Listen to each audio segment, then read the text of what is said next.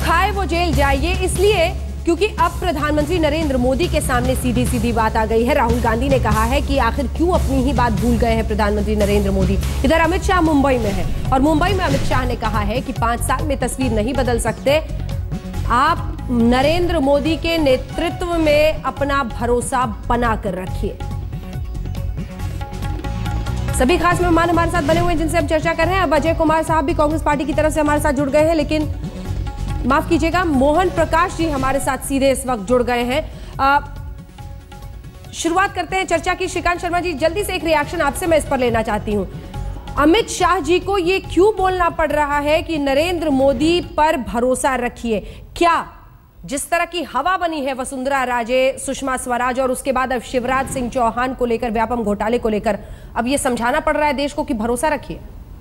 देखिए, देश की जनता में भरोसा है और कांग्रेस दफ्तर में या कांग्रेस के कार्यकर्ताओं के घरों में शायद इस तरह का माहौल हो। बाकी देश की जनता में नरेंद्र मोदी को लेकर पूरा भरोसा है, क्योंकि लोगों ने हमें बदलाव के लिए चुना है। और जिस तरीके से 1 महीने में जो हमने योजनाएं घोषणा की है, जिस तरह से हम लोग डबल डिजिट की तरफ देश की अर्थव्यवस्था को ले जा रहे हैं, जिस तरफ हम विकास और ग्रोथ की तरफ देश को ले जा रहे हैं, जिस तरफ हम लोग डेवलपमेंट की तरफ ले जा रहे हैं, तो जनता हम पर पूरा भरोसा करती है। निश्चित रूप से लोग चाइना से तुलना करते हैं और चाइना में 30 साल तक डबल ग्रोथ में चाइना की रहा है, तो हमको भी अगर इस तरह से तरक्की करनी है तो लंबे समय तक हमको राज करना है, क्योंकि देश की जनता चाहती है डेवलपमेंट। ये बातें महत्वपूर्ण है, लेकिन इस देश में भ्रष्टाचार को लेकर जिस तरह से लोगों में परेशानी है, करप्शन हमारी नीति है, ये जीरो टॉलरेंस है क्या? मोहन प्रकाश जी, ये भी कहूंगा कि पर्चा लहराने से किसी को आप आरोपी नहीं बना सकते। मोहन प्रकाश जी हमारे साथ जुड़ गए हैं सीधे। मोहन प्रकाश जी, वो कह रहे हैं कि पर्चा लहराने से और रोज एक नया एक्सेल शीट लेकर आ जाने से आप किसी को दोषी नहीं बना सकते। मैं आपसे फैक्ट्स पे बात करना चाहती हूँ, क्योंकि आप मध्य प्रदेश की राजनीति को जानते समझते हैं।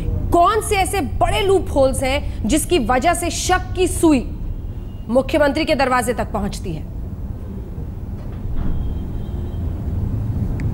जब ये अच्छी चीजों की श्रेय खुद लेते हैं, तो जब इस प्रदेश के अंदर 50 मौतें होती हैं और 10 साल तक इस प्रदेश के नौजवान जो कि होशियार हैं, प्रतिभावान हैं, होनहार हैं, उनके भविष्य के साथ खिलवाड़ होता है, उनकी नौकरियां बेची जाती हैं, उनके दाखिले बेचे जाते हैं, और जिन लोगों को ये पता लगता है एक एक करके उनको मौत के घाट उतारा जाता है।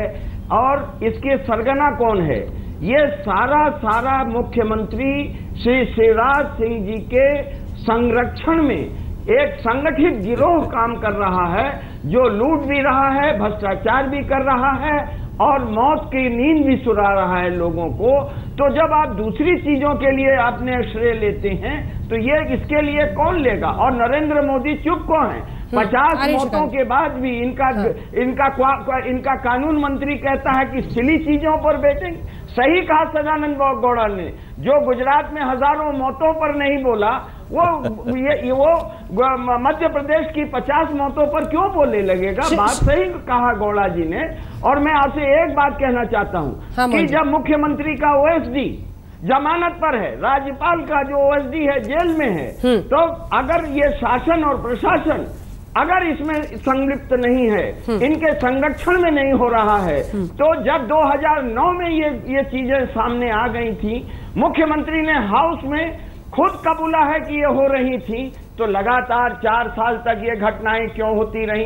इसका मतलब है कि आपके संरक्षण में, शिवराज सिंह चौहान के संरक्षण में ये होती रही। और जब तक ये इस्तीफा नहीं देंगे, तब तक इसकी निष्पक्ष जांच संभव नहीं है। निष्पक्ष जांच संभव नहीं है। मैं चाहती हूं कि इस पर आपका रिएक्शन लूं श्रीकांत जी, लेकिन उससे पहले एक सेकंड दोनों का जवाब आप दीजिएगा, क्योंकि अजय दुबे जी भी हमारे साथ जुड़े हुए हैं। अजय दुबे जी, आपके पास आते हुए, ये अभी तक इतने वर्षों की जांच के बाद भी रहस्य बना हुआ है कि एफआईआर में जो मंत्राणी लिखा हुआ है, यानी मंत्री की पत्नी, जिसके इशारों पर, जिसके फोन कॉल्स पर ये एडमिशंस होते थे, ये कौन है? ये जो रहस्य है, इस पर भी मैं चाहती हूं कि आपकी क्या जानकारी है?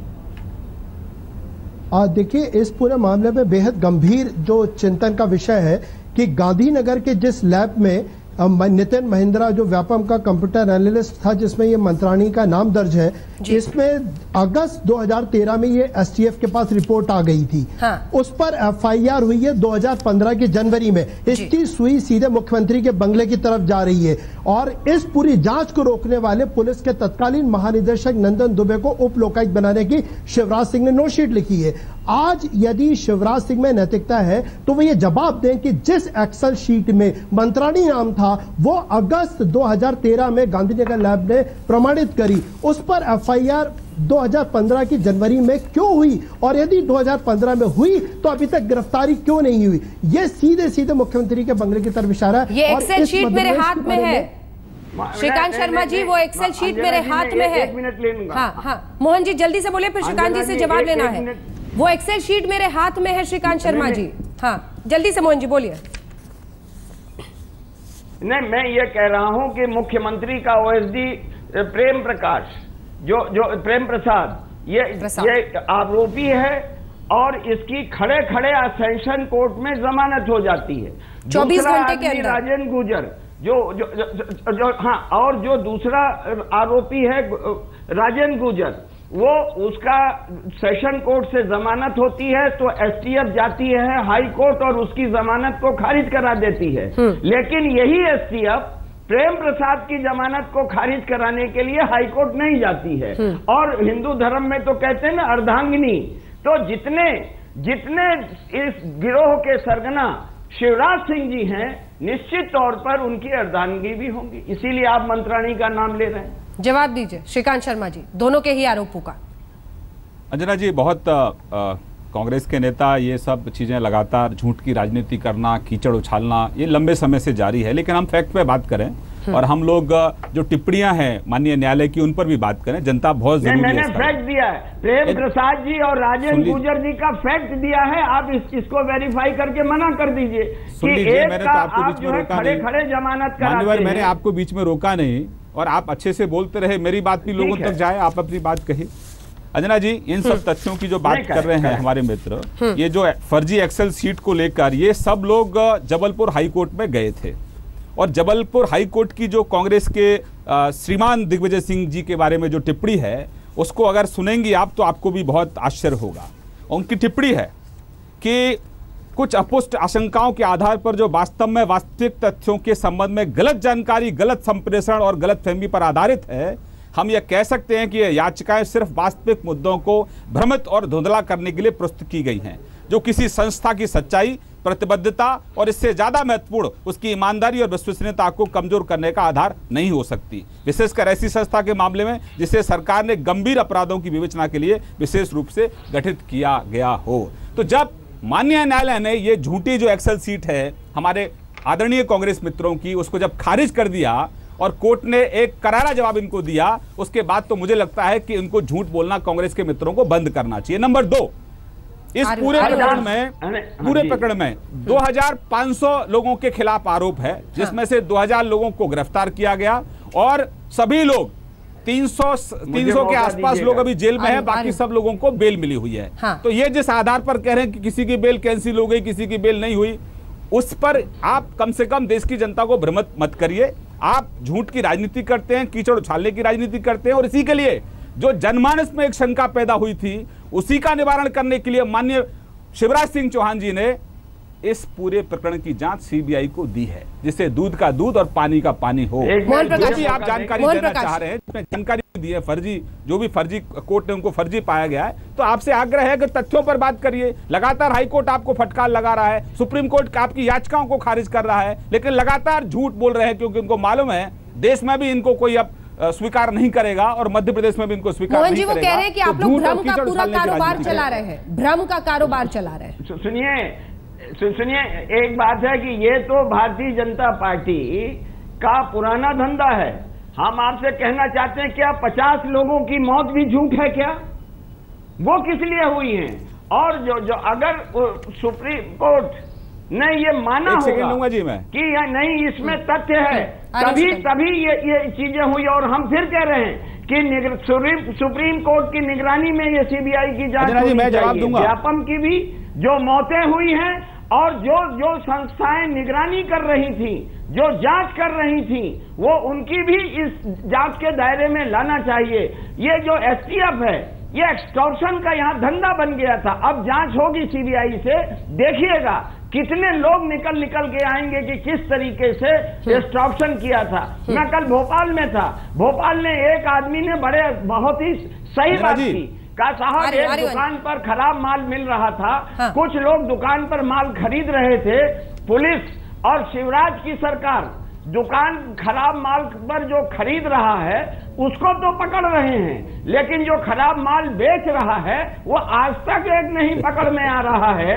और कहते हैं एक्सेल शीट। अरे जो आप आज स्थिति क्या है, मध्य प्रदेश का कोई लड़का अच्छे नंबरों से पास होके भी दिल्ली, ग्वालियर, दिल्ली, जयपुर, मैं जवाब दूंगा अंजना जी, लखनऊ, पटना कहीं भी जाता है तो उसको संदेह की दृष्टि से देखा जाता है। एक पूरी नौजवान पीढ़ी को इन्होंने खराब करने का काम किया, ऊपर से इनको सबूत चाहिए। ये अपराध बहुत बड़ा है, सबूत चाहिए। ये घोटाला। एक बार अजय जी बोल ले, फिर श्रीकांत जी आपसे दोनों का जवाब लूंगी। श्रीकांत जी इस पे अजय जी भी कुछ ऐड करना चाह रहे हैं। अजय जी जल्दी से, फिर श्रीकांत जी के पास चले। देखिए, जिस एक्सेल शीट पर मंत्राणी का नाम है उसको एफआईआर में यूज किया है एसटीएफ ने।